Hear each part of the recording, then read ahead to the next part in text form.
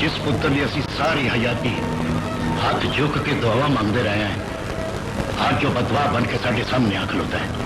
मांगो की मांगना है। अस्सलाम वालेकुम, तुसी वेख रहे हो जफर भाई ऑफिशियल चैनल। लो जी, अज दी एक छोटी जी कहानी लैके हाजिर खिदमत। अज की कहानी जिहड़ी आ वो अदाकार यूसुफ खान साहब जिहड़े बहुत जोशीले अदाकार, किस गल तो उन्होंने गुस्सा लगा कि वो अदाकार शान शाहिद दे नाल झड़प हो गई और उस झड़प की वजह की बनी, वो फिल्म केड़ी सी, उस फिल्म के सैट के उत्ते फिर की ऐसा वाक़या पेश आया, क्या यूसुफ खान साहब ने वो फिल्म की थी या कि उसका बाईकाट करता। तुहानूं पता ही आ कि यूसुफ खान साहब बहुत गुस्से वाले एक्टर सी। जनाब, शान शाहिद ते यूसुफ खान की इस लड़ाई का किस्सा मैं तुहानूं थोड़ा जिहा दसदा कि किवें पेश आया। लो फिर मेरा चैनल जे सबसक्राइब नहीं किया तो कर लो, लाइक कर लो, शेयर कर लो। आप अपना किस्सा शुरू करिए। और जनाब, सब तो पहले थानू सारिਆਂ ਨੂੰ जो है ना जिल हज का चांद मुबारक होवे, क्योंकि ये मैं ईद तो पहले वीडियो बना रहा हाँ तो इंशाअल्लाह ताला, क्योंकि 10 दिन जोड़े ईद दे ही होंदे आ ते ऐस दी शेप शू वधिया देख रहे हो, ये उस सिलसिले की कड़ी आ। लो जी, आप अपना वाक़या शुरू करते हैं। वाक़या ये हैगा सी कि देखो, गल ये हैगी आ कि ये तुहानूं पता ही आ कि जिहड़ा ना यूसुफ खान साहब, यार वो कोई छोटा मोटा एक्टर नहीं सी, बहुत वड्डा एक्टर सी वो। फिर जदों सुल्तान राही भी एक्सट्रा सी ना, उदों यूसुफ खान हीरो सी। जदों इकबाल हसन वर्गे भी बाद च आया, यूसुफ खान उदों भी हीरो सी। तुहानूं पता ही है कि वो एक अपने लैवल दे चोटी दे फनकार सी। इकबाल हसन ते यूसुफ खान दे अक्सर झगड़े मैं तुहाडे नाल पेश भी कीते आ और अगे भी 2-4 तुहानूं हैगे जे दसांगा। ते फिर तुहानूं पता है उस दौर गुजरन तो बाद जिहड़ा कित्थे शान शाहिद ते कित्थे यूसुफ खान, और जे सीनियर जूनीयर वाल भी जाणो तो वह उन्होंने वालद दे दौर का हीरो तो वह एक बच्चा। इस वास्ते जिहड़ा सी ना मकसद यह कि हीरो शान, उन्होंने मेरा ख्याल आ कि यह सोचना चाहिए सी कि मेरी फिल्म के अंदर अगर यूसुफ खान साहब की कोई एक्टिंग है तो फिर मैनू उत्थे सोच समझ के काम करना पएगा। क्योंकि वो जोशीला भी आ, गुस्से वाला भी आ, डिसिपलिन की खिलाफ वर्जी होवे तो पसंद नहीं करता। देखो, ये भावें ये एक्टर नूं पहले सोचना चाहिए। कुछ लोग ऐसे होंदे आ कि वो ये नहीं वेखदे कि मेरी फिल्म जिहड़ी आ, मेरा मुआवजा वा मैं लिया होया, मैं यार कल नूं की बनेगा, वो अपने असूलों नाल सौदा नहीं करते। तो ये तो यार तुहानूं पता ही आ कि यूसुफ खान साहब ने कदी असूलों नाल सौदा नहीं किया। शान दी वो किहड़ी फिल्म सी जिस च वो झगड़ा हो गया, और वो झगड़े की जिहड़ी बुनियाद सी, बुनियाद किहड़ी गल बनी, आपां इत्ते जिक्र करना। अज इत्ते आपां गलबात करनी आ। शान दी तुहानूं पता ही है कि जिहड़ी पहली फिल्म बुलंदी सी, उस चों शान काफ़ी कामयाब हो गया और फिर वो कामयाबी शायद उहदी ना जिवें कहंदे आ कि नाकामी दी जिम्मेदार भी बन गई, क्योंकि उहदे ज़हन च आ गया कि शायद मैं ना सुपरस्टार बस पहली फिल्म तो ही बन गया, मैं तो शायद है ही सुपरस्टार हाँ। इहदे च कोई शक नहीं कि शान एक बहुत बेहतरीन अदाकार हैगा।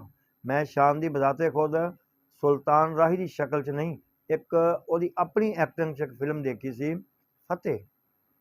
यकीन करो कि मैनू अज तक वो फिल्म जी ना बड़ी पसंद आ, बहुत अच्छी लगी।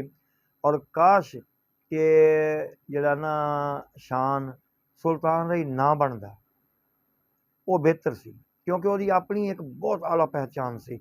चलो, जे सुल्तान राही बनया भी ना तो कुछ बेहतर ही किया, दरम्याना जिहा, इन्ना बुरा भी नहीं किया। तो यूसुफ खान साहब तुहानूं पता ही है कि उहदियां फिल्मां दे ते अंबार लगे आ, और खास निज़ाम डाकू, जबरू, हशर नशर, जिहड़े ना दो निशान ते फलान ते ढींग, यार मैं हुण इन्नी फिल्मां की गिणवावां। आपां वो वाक़या शेयर करना कि वो वाक़या की सी। लो जी, आपां डायरैक्टली ना मकसद ये आ कि वक्त ज़ाया करन तो बेहतर आ कि आपां अपने वाक़या अल जाने। ਵਾਕਿਆ ਇਹ ਹੋਇਆ ਕਿ ਕਹਿੰਦੇ ਆ ਕਿ ਇੱਕ ਫਿਲਮ ਬਣ ਰਹੀ ਸੀ ਅਥਰਾ। ਅਥਰਾ ਫਿਲਮ ਜਿਹੜੀ ਸੀ ਉਹਦੀ ਡਾਇਰੈਕਟਰ ਜਿਹੜੀ ਸੀ ਨਾ ਉਹ ਸੰਗੀਤਾ ਸੀ, ਜਿਹੜੀ ਮਾਜ਼ੀ ਦੀ ਬਿਹਤਰੀਨ ਅਦਾਕਾਰਾ ਵੀ ਸੀ। ਉਹ ਡਾਇਰੈਕਟਰ ਵੀ ਵੈਸੇ ਨਾ ਬਹੁਤ ਅੱਛੀ ਰਹੀ ਹੈ ਸੰਗੀਤਾ ਮੈਡਮ ਜਿਹੜੀ ਹੈ ਨਾ ਉਹਦਾ ਵੀ ਸਟਾਈਲ ਆਪਣਾ ਹੀ ਆ ਕੰਮ ਕਰਨ ਦਾ ਔਰ ਅਦਾਕਾਰੀ ਦਾ ਵੀ। ਅਥਰਾ ਫਿਲਮ ਦੇ ਦੌਰਾਨ ਜਨਾਬ ਕਹਿੰਦੇ ਕਿ ਸੈੱਟ ਲੱਗਾ ਹੋਇਆ ਸੀ, ਸੈਟਅਪ ਜਿਹੜਾ ਨਾ ਉਹ ਚੱਲ ਰਿਹਾ ਸੀ, ਅਤੇ ਮਸਲਾ ਇਹ ਪੇਸ਼ ਆਇਆ ਕਿ ਨਾ ਉਹਨਾਂ ਨੇ ਟਾਈਮ ਦਿੱਤਾ ਜੀ 8 ਵਜੇ ਦਾ ਜਾਂ 9 ਵਜੇ ਦਾ। ਹੁਣ ਡਾਇਰੈਕਟਰ ਸਾਹਿਬਾਂ ਨੇ ਜਿਹੜਾ ਟਾਈਮ ਦਿੱਤਾ, ਉਹਨਾਂ ਨੇ ਜਿਹੜਾ ਸੀ ਇੰਨਾ ਸੀਨੀਅਰ ਅਦਾਕਾਰ ਯੂਸਫ ਖਾਨ, ਉਹਨੇ ਐਕਸੈਪਟ ਕੀਤਾ। ਜਦੋਂ ਉਹਨੇ ਕੀਤਾ ਤਾਂ ਸਭ ਨੇ ਕੀਤਾ, ਕਿਉਂਕਿ ਵੱਡੇ ਜਿਹੜੇ ਐਕਟਰ ਆ ਉਹੀ ਲੇਟ ਹਮੇਸ਼ਾ ਆਉਂਦੇ ਹੁੰਦੇ ਆ। ਜਦੋਂ ਉਹਨੇ ਐਕਸੈਪਟ ਕਰ ਲਿਆ, ਠੀਕ ਆ ਜੀ ਅਸੀਂ 9 ਵਜੇ ਪਹੁੰਚ ਜਾਵਾਂਗੇ, ਠੀਕ ਆ। ਜਦੋਂ ਉਹ ਆ ਗਿਆ ਨਾ, ਯੂਸਫ ਖਾਨ ਸਾਹਿਬ ਸੈੱਟ 'ਤੇ ਆ ਗਿਆ, ਅਤੇ ਉਹ ਇੰਤਜ਼ਾਰ ਹੁਣ ਸ਼ੁਰੂ ਹੋ ਗਈ। ਕਹਿੰਦੇ ਆ ਕਿ ਸ਼ਾਨ ਜਿਹੜਾ ਸੀ ਨਾ ਉਹ ਸੈੱਟ 'ਤੇ ਨਹੀਂ ਆਇਆ। ਹਿਸਟਰੀ ਦੱਸ ਰਹੀ ਯਾਰ, ਮੈਂ ਕਿਹੜਾ ਕੋਲ ਬੈਠਾ ਸੀ, ਹਿਸਟਰੀ ਪੜ੍ਹ ਕੇ ਦੇਖੀ ਦੀ ਆ, ਤੁਹਾਨੂੰ ਪੇਸ਼ ਕਰ ਦੀ ਆ। ਅੱਛਾ ਲਓ ਜੀ, ਉਹ ਜਦੋਂ ਦੇਖਿਆ ਨਾ ਉਹਨੇ ਸ਼ਾਨ ਨਹੀਂ ਆਇਆ, ਅਤੇ ਉਹਨੇ ਹੁਣ ਯੂਸਫ ਖਾਨ ਸਾਹਿਬ ਨੇ ਆਪਣੀ ਨਾ ਉਹ ਗੈਟਅਪ ਲਾਇਆ ਹੋਇਆ ਸੀ। ਮੇਰਾ ਖਿਆਲ ਅਥਰਾ ਫਿਲਮ 'ਚ ਬਾਪ ਦਾ ਰੋਲ ਕਰ ਰਿਹਾ ਯੂਸਫ ਖਾਨ ਸ਼ਾਨ ਦੇ। ਉਹ ਜਦੋਂ ਹੁਣ ਉਹ ਜਿਹੜਾ ਵਿਗ ਸ਼ਿਗ ਲਾਈ ਹੋਈ, ਮੁੱਛਾਂ ਦਾੜੀ ਫਲਾਣ ਲਾਇਆ, ਟਾਈਮ ਜਿਹੜਾ ਸੀ ਨਾ ਬੈਠ ਘੰਟਾ ਹੋ ਗਿਆ, 2 ਕਹਿੰਦੇ 5-6 4-5 ਘੰਟੇ ਲੰਘ ਗਏ। ਜਦੋਂ ਸ਼ਾਨ ਆਇਆ ਫਿਰ 4-5 ਘੰਟਿਆਂ ਬਾਅਦ, ਅਤੇ ਯੂਸਫ ਖਾਨ ਦੇ ਤੇਵਰ ਜਿਹੜੇ ਸੀ ਨਾ ਉਹ ਚਿਹਰੇ ਦੇ ਉਹ ਬਦਲਦੇ ਜਾ ਰਹੇ ਸੀ, ਬਲਕਿ ਬਹੁਤ ਬਦਲ ਚੁੱਕੇ ਸੀ। ਉਹਨਾਂ ਨੇ ਕਿਹਾ ਵੀ ਇਹ ਕੀ ਮਜ਼ਾਕ ਆ। ਜਦੋਂ ਆਇਆ ਨਾ ਕਹਿੰਦਾ ਚਲੋ ਜੀ ਸ਼ੂਟਿੰਗ ਵਾਸਤੇ ਸੈੱਟ ਤਿਆਰ ਹੋ ਜਾਵੇ ਜੀ, ਹੀਰੋ ਸਾਹਿਬ ਪਹੁੰਚ ਗਏ, ਸ਼ਾਨ ਸ਼ਾਇਦ ਪਹੁੰਚ ਗਿਆ ਵਾ। ਯੂਸਫ ਖਾਨ ਉੱਠਿਆ, ਕਹਿੰਦੇ ਉਹੀ ਜਵਾਨ ਮਰਦੀ, ਉਹੀ ਮਰਦਾਨਗੀ ਆਪਣੀ। ਉਹਨੇ ਕਿਹਾ ਤੁਹਾਡੀ ਸੈੱਟ 'ਤੇ ਆ ਤੁਹਾਡਾ ਵਿਗ ਆਪ ਸਮਾਨ ਪਿਆ ਵਾ, ਮੈਂ ਹਜੇ ਫਿਲਮਾਂ 'ਚ ਕੰਮ ਨਹੀਂ ਕਰਦਾ, ਨਾ ਮੈਂ ਹਜੇ ਹੀਰੋ ਨਾਲ ਕੰਮ ਕਰਦਾ।